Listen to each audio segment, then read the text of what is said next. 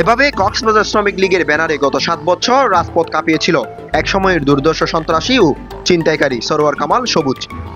অর্ধ ডজন মামলার আসামি সন্ত্রাসী সবুজ আইন শৃঙ্খলা রক্ষাকারী বাহিনীর তালিকায় ছিল শীর্ষে। প্রায় 8 বছর আগে বন্দুক ও গুলিসহ সন্ত্রাসী সবুজকে গ্রেপ্তার করেছিল পুলিশ। এর আগেও নানান কারণে গ্রেপ্তার হয়ে থানা হাজতে যান কক্সবাজার জিলংজা বাদশাগুনা এলাকার আব্দুল মজিদ ওরফে বাদশার ছেলে সরোয়ার কামাল সবুজ। 2010 সাল থেকে 2015 সাল পর্যন্ত পর্যটন এলাকা কলাতলিতে চলে সবুজ বাহিনীর রাজত্ব। সর্বপ্রথম 2011 সালে চুরি মামলায় অভিযুক্ত হন তিনি। 2012 সালে মারামারি মামলা দায়ের হয় সন্ত্রাসী সবুজের বিরুদ্ধে। 2014 সালে অস্ত্র মামলায় আসামি হিসেবে তালিকাভুক্ত হন শ্রমিক লীগের এই নেতা।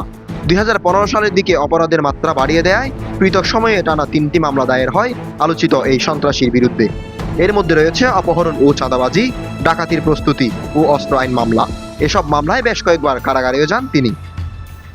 একসময় কারাগার থেকে বের হয়ে আত্মগোপনে যান সন্ত্রাসী সবুজ। এর মধ্যে 2018 সালে জুলাই মাসে কক্সবাজার পৌরসভা নির্বাচন অনুষ্ঠিত হয়। এতে পৌরসভার মেয়র নির্বাচিত হন কক্সবাজার জেলা আওয়ামী লীগের সাধারণ সম্পাদক মুজিবুর রহমান। মেয়র নির্বাচনে কয়েক মাস পর মুজিবুর রহমানের বাড়িতে দেখা মিলে দীর্ঘদিন আত্মগোপনে থাকা সরোয়ার কামাল সবুজের। মুজিবুর রহমানের বাড়িতে অবস্থান করে ধীরে ধীরে প্রকাশ্যে আসে বহু মামলার আসামি সবুজ। কৌশলে ঠাঁই নেন মেয়র মুজিবুর রহমানের বাড়ির কাজের লোক হিসেবে। এরপর প্রকাশ্যে দাপিয়ে বেড়ান কক্সবাজার শহরে আশ্রয় হিসেবে যোগ দেন কক্সবাজার শ্রমিক লীগের ব্যানারে। 2018 সাল থেকে 2024 সালের 4 আগস্ট পর্যন্ত বেশ দাপটে কক্সবাজার কাঁপিয়েছিল এই সবুজ। মুজিব চেয়ারম্যানের নাম ব্যবহার করে দোকান দখল ও চাঁদা আদায় ছিল তার মূল টার্গেট। কাজ করত কন্ট্রাক্টে আর ব্যবহার করত মেয়র মুজিবুর রহমান ও নিজ দল শ্রমিক লীগকে। তবে 5 আগস্টের পর থেকে মুজিব চেয়ারম্যানের বাড়ি থেকে কৌশলে সরে পড়েন তিনি। কয়েক মাস আত্মগোপনে চলে যান শ্রমিক লীগের এই নেতা। কয়েক মাস আত্মগোপনে থাকলেও এখন প্রকাশ্যে তিনি নিজের গেট আপ করেছে পরিবর্তন। বর্তমান সময়ে বিভিন্ন জায়গায় জানান দিচ্ছে তিনি একসময় যুবদলে জড়িত ছিল।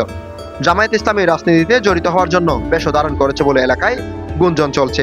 এছাড়া দাপটে এই শ্রমিক লীগ নেতা পরিচয় গোপন করে বর্তমানে আইন শৃঙ্খলা রক্ষাকারী বাহিনীর সোর্স হিসেবে কাজ করছে বলে জানা গেছে। বিএনপি ও সহযোগী সংগঠনের বিরুদ্ধে প্রকাশ্যে শ্রমিক লীগের ব্যানারে অংশ নেওয়া সবুজ এখনো প্রকাশ্যে ঘুরছে কক্সবাজার শহরে। কক্সবাজারে শেখ হাসিনার জনসভায় জয় বাংলা স্লোগানে সামনের কাতারে নেতৃত্ব দেন তিনি। জেলা উপজেলা শ্রমিক লীগের সাংগঠনিক সফরেও অংশ নেন সবুজ। বাদ দিতেন না শ্রমিক লীগের কোনো প্রোগ্রামও। কক্সবাজার শ্রমিক লীগের নেতৃত্বে কয়েকজনের মধ্যে সবুজ ছিল অন্যতম। নিজের সন্ত্রাসী কার্যক্রম ও আইন শৃঙ্খলা রক্ষাকারী বাহিনীর হাত থেকে রক্ষা পেতে তিনি বেছে নিয়েছিলেন মুজিব চেয়ারম্যানের পরিবার। এক প্রকার মুজিব চেয়ারম্যানের গড়ের সদস্য হিসেবেই টানা 7 বছর আশ্রয় নেন সন্ত্রাসী সবুজ। 2017 সালের দিকেও বন্দুক ও গুলিসহ পুলিশের হাতে গ্রেপ্তার হয়েছিল বাহিনীর প্রধান সবুজ। গ্রেপ্তারের পর দীর্ঘদিন কারাগারে থাকার পর জামিনে বের হন তিনি। জামিনে বের হয়ে 2018 সালের দিকে আশ্রয় নেন কক্সবাজার জেলা আওয়ামী লীগের সাধারণ সম্পাদক মুজিবুর রহমানের বাড়িতে। এরপর কৌশলে মুজিব চেয়ারম্যানকে ব্যবহার করে 6টি মামলা থেকে 2টি মামলা খালাস নেন সবুজ। এখনও রয়েছে যার অপহরণ, চাঁদাবাজি, অস্ত্র ও ডাকাতি প্রস্তুতি সহ 4টি মামলা। এসব মামলা মাথায় নিয়ে কক্সবাজারে প্রকাশ্যে ঘুরছে শ্রমিক লীগ নেতা সরোয়ার কামাল সবুজ। মূলত মামলা ও গ্রেপ্তার থেকে রক্ষা পেতে সবুজ আশ্রয় নিয়েছিল মুজিব চেয়ারম্যান ও শ্রমিক লীগে। গত 7 বছর শ্রমিক লীগের ব্যানারে কক্সবাজারে বেশ দাপট চালান তিনি। বহু মামলার আসামি সেই দাপটে শ্রমিক লীগ নেতা সরোয়ার কামাল সবুজ এখনো অধরা। News desk, voice all 24, Cox's Bazar.